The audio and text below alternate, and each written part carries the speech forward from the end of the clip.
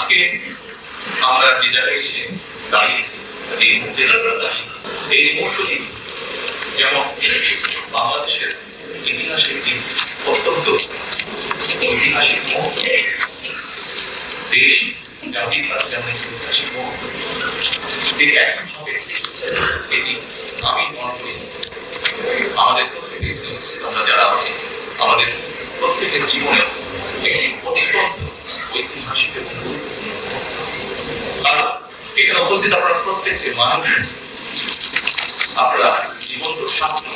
শপথ নিয়ে প্রথম বক্তব্য রাখছেন জনাব তারেক রহমান। তারেক রহমান প্রধানমন্ত্রী হিসাবে শপথ গ্রহণ করেছেন। তিনি এখন বাংলাদেশের প্রধানমন্ত্রী। মাননীয় প্রধানমন্ত্রী তারেক রহমানের দুই পাশে রয়েছেন মির্জা ফখরুল ইসলাম আলমগীর ও খন্দকার মোশাররফ হোসেন। খন্দকার মোশাররফ হোসেন, মির্জা ফখরুল ইসলাম আলমগীর, এদের ভিতরে কেউ একজন হতে চলেছে বাংলাদেশের প্রেসিডেন্ট। এর আগে জনাব তারেক রহমানের সাথে বিএনপির নবনির্বাচিত এমপিরা শপথ গ্রহণ করেন। শপথ পাঠ করান বাংলাদেশের নির্বাচন কমিশনার, অর্থাৎ প্রধান নির্বাচন কমিশনার শপথ পাঠ করান বিএনপির নবনির্বাচিত এমপিদের।